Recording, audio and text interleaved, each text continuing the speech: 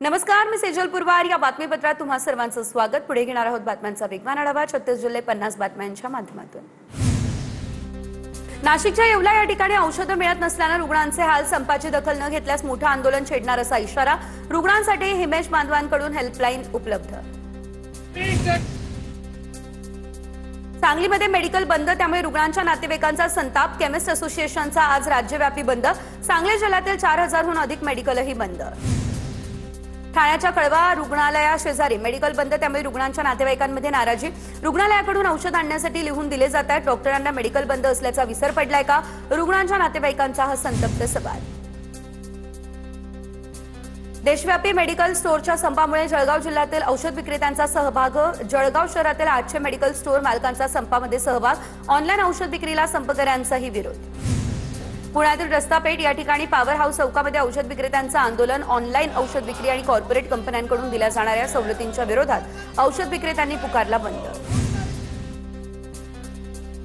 नागपूरमध्ये जवळपास 7000 औषध विक्रेत्यांची दुकानं बंद असणार. शहरातील MedPlus, Apollo pharmacy, wellness forever यासारख्या फार्मसीची 100 दुकानं मात्र खुली राहणार. अमरावती या ठिकाणी अनेक मेडिकल बंद. ऑनलाईन औषध विक्री बंद करण्याची मेडिकल असोसिएशनची मागणी. अमरावती जिल्ह्यात आपत्कालीन परिस्थितीसाठी 88 सदस्यांचे हेल्पलाईन नंबरही जारी.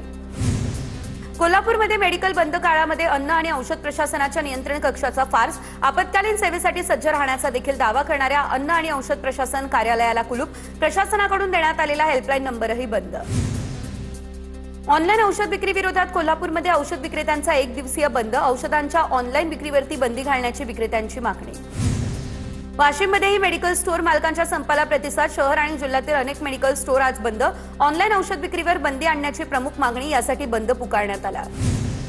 रत्नागिरी शहरातील 4 पेट्रोल पंपांवरच पेट्रोल आणि डिझेल संपलंय. शहरातल्या मुख्य पेट्रोल पंपावर पेट्रोल डिझेल संपल्याचे झळकले बोर्ड.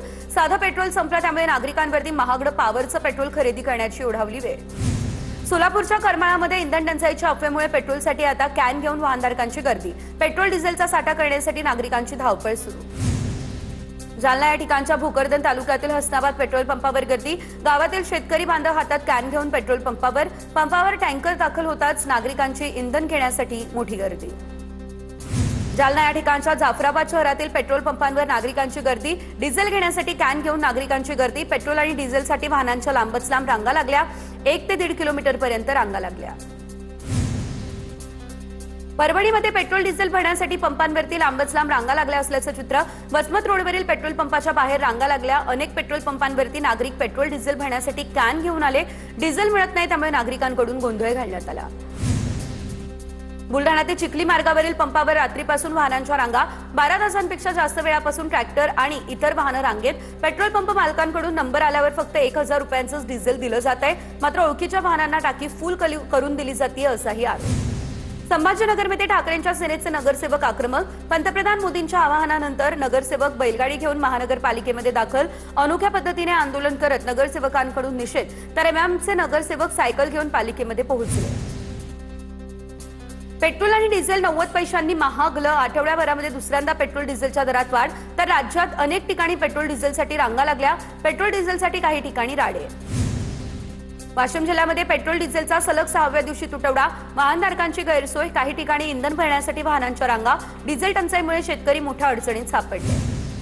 बुलढाणा जिल्ह्यामध्ये इंधन टंचाई. शेतकऱ्यांना ट्रॅक्टरसाठी डिझेल मिळत नाहीये. मशागतीची कामं रखडली आहे. डिझेल उपलब्ध करून देण्याच्या मागणीसाठी ठाकरेंच्या शिवसेनेचं आंदोलन. जिल्हाधिकाऱ्यांना डिझेलच्या मागणीचं निवेदन. वाशिमच्या मंगळूरपीरमध्ये पाणी टंचाई असताना काही ठिकाणी पाण्याची नासाडी होत असल्याचं समोर. बांधकाम विभागाच्या कार्यालयासमोर नगरपरिषदेच्या पाईपलाईनमधून पाण्याची गळती. हजारो लिटर पाण्याची नासाडी. प्रशासनाचं दुर्लक्ष. नाशिकच्या मालेगावात उष्णतेच्या तीव्रतेने विहिरींनी गाठला तर. मालेगावमध्ये पाणी टंचाईच्या झळा वाढल्या. हंडाभर पाण्यासाठी भर उन्हामध्ये पायपेट सुरू. कोल्हापूरच्या चंदगडमधील कोवाड गावामध्ये गढूळ पाणी. नागरिक हैराण झाले. पाठपुरावा करून देखील काही होत नाही, त्यामुळे तरुण आक्रमक. संतप्त तरुणांनी ग्रामपंचायतीला टाळं ठोकलं. उष्णतेच्या लाटेत मराठवाड्याला पाणी टंचाईचे चटके. 142 गावं आणि 78 वाड्यांना 257 टँकरच्या माध्यमातून पाणी पुरवठा. पाणी पुरवठ्यासाठी 647 विहिरींची अधिग्रहण क्षमता. बुलढाण्याच्या देऊळगाव राजा शहरामध्ये भीषण पाणी टंचाई. 20 दिवसांनंतरही अपुरा आणि अशुद्ध पाणी पुरवठा. नागरिकांचा नगरपालिकेवर मोर्चा.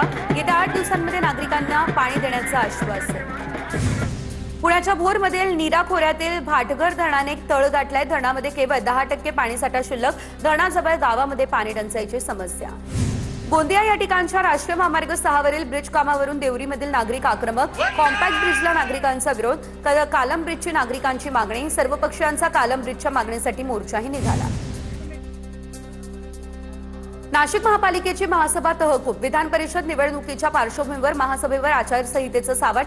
रस्ते वाहतूक कोंडी पाणी प्रश्नावरून गदारोळ होण्याची देखील शक्यता होती. इचलकरंजी महापालिकेत बायो मायनिंगवरून महापौर उदय धातुंडे आणि नगरसेवक संजय तेलनाडे यांच्यामध्ये वाद. महापौर हुकुमशाही पद्धतीने महापालिका आणि सभा चालवत असल्याचा नगरसेवक तेलनाडे यांचा आरोप. बीडच्या परळीमधील मराठा समाजामध्ये 2 गट आमने-सामने. काही दिवसांपूर्वीच धनंजय मुंडेंनी मराठा भवनासाठी दिलेल्या जागेवरून वाद. मराठा भवनाला दिलेली 28 गुंठे जागा दत्तात्रय देवस्थानची. ही जागा हस्तांतरित करता येत नसताना दिल्याचा आरोप. पिंपरी चिंचवड महानगरपालिकेच्या अतिक्रमण विभागाची धडक कारवाई. संभाजीनगरमधील उद्यानातील अनधिकृत धार्मिक स्थळांचं बांधकाम प्रशासनाकडून जमीनदोस्त करण्यात आलं.